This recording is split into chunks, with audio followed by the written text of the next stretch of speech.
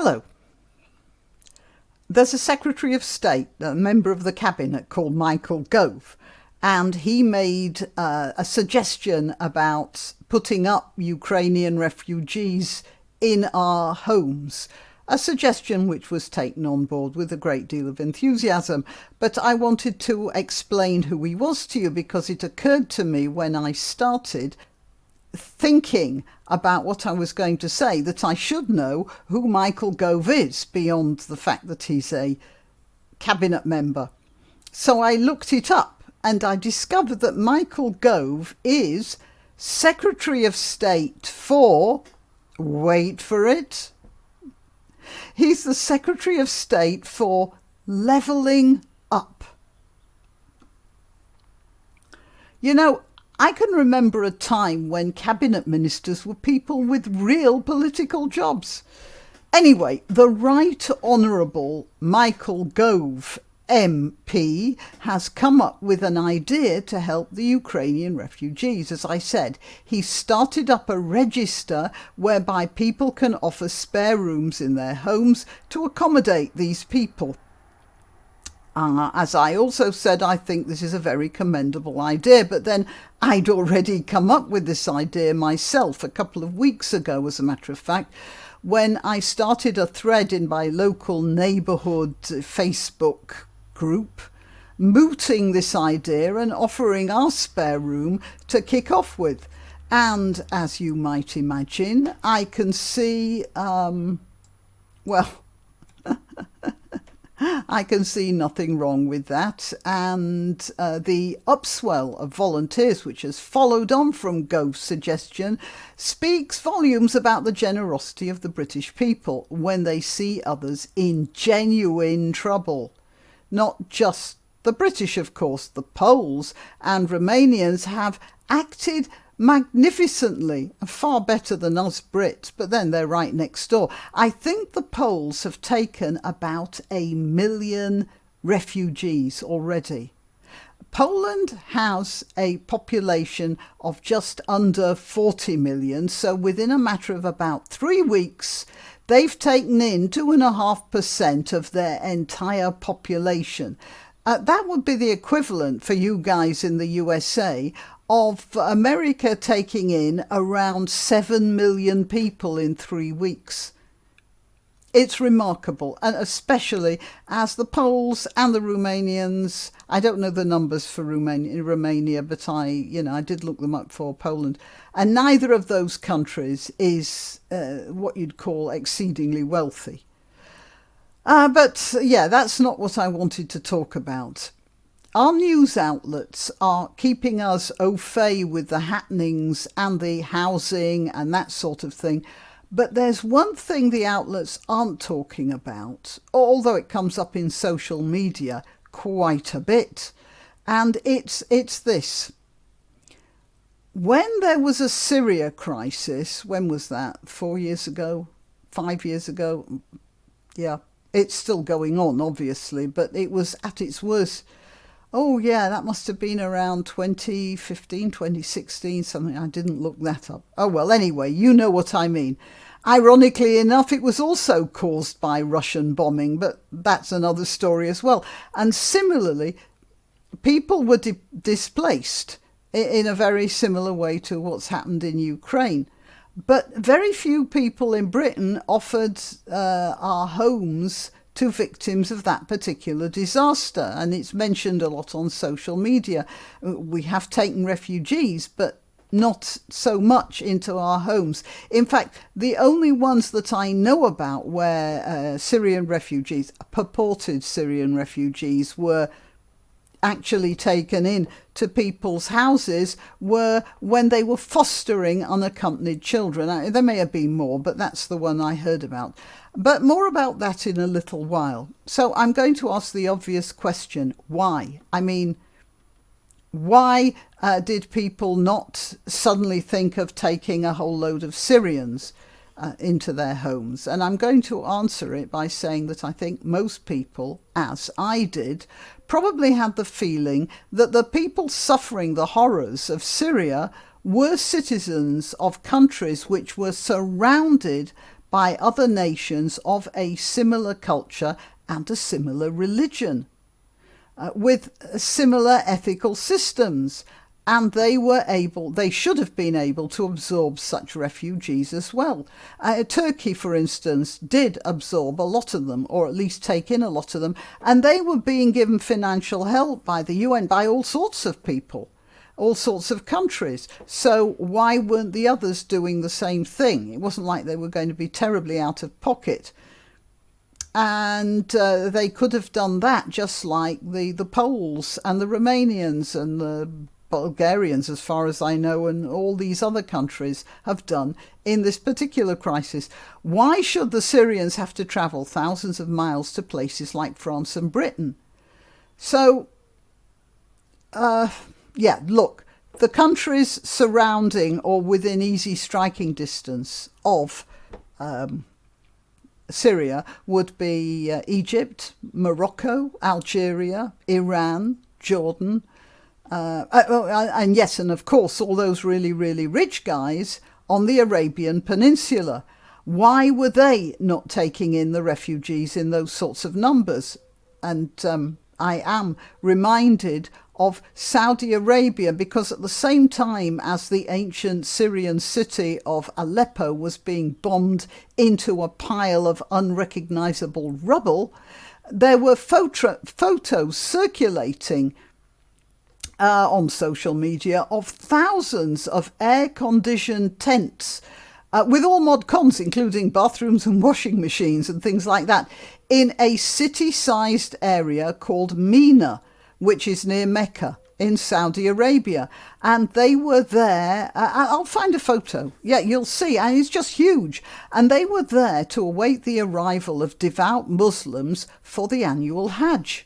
So they aren't permanent residences. They were specifically set up to absorb an influx of short-term visitors. Why were the Saudi government not saying that because of the emergency the Hajj would be cancelled and all the refugees from Syrian oppression could be accommodated in those facilities, which were, as I said, specifically set up for this sort of an influx of temporary residents?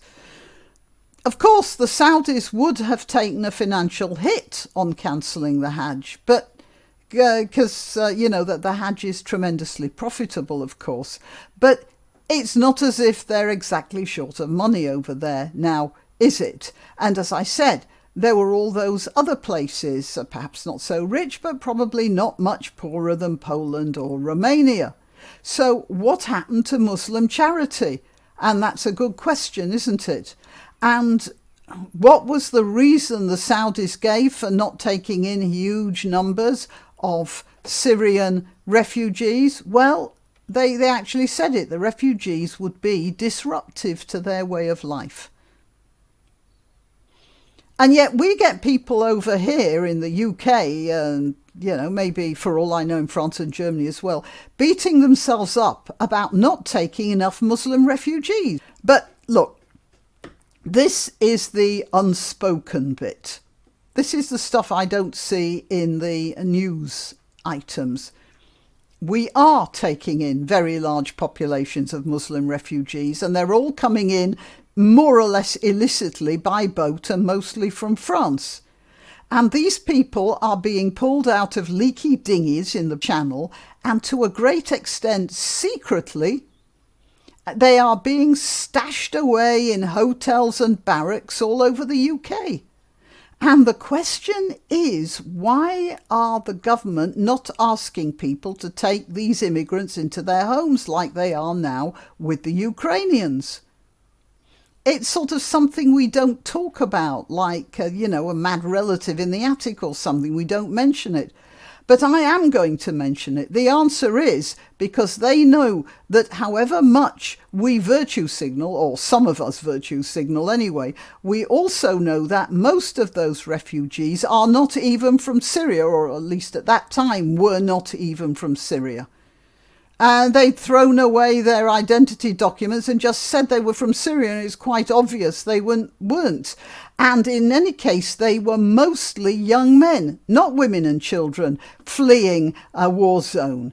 They were young men of fighting age, and it's obvious they were economic opportunists from many parts of the Muslim world, because the Muslim world isn't so good at giving its people jobs and opportunities.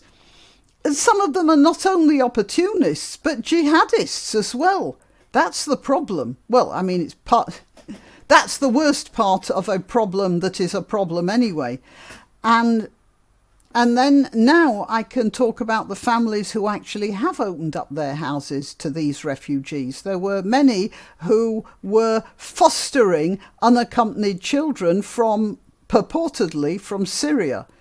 Now, the greatest scandal amongst all of this was that in too many cases, it turned out that those children weren't actually children. They were young men pretending to be under the age of 18. And some of them, it's sort of obvious that they weren't, but a lot of right-on social activists said, well, look, they are children. They say they're children, so they are children. They've just had very hard lives, which has aged them. And, you look at pictures of them and it's so obvious.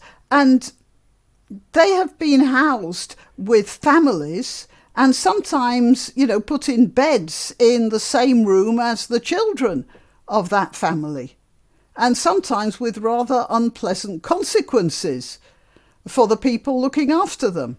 It seems scarcely credible, but yes, that's been happening.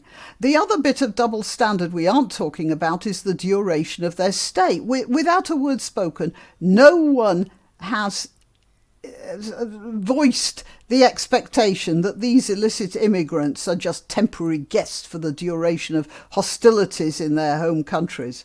We know they're not, wherever they're from, because unspoken we know they're not temporary visitors, they're settlers. They're not going home. And most of us, as generous as we may be, don't want permanent settlers in the back bedroom. So, when someone says, if you had no trouble taking Ukrainians into your hearts and homes, why didn't you take the Syrians? That's because you're a bunch of racists. I want you to remember we have an answer. Well, actually, we have 2 or 3 answers, haven't we? First of all, we might remember the Saudi attitude.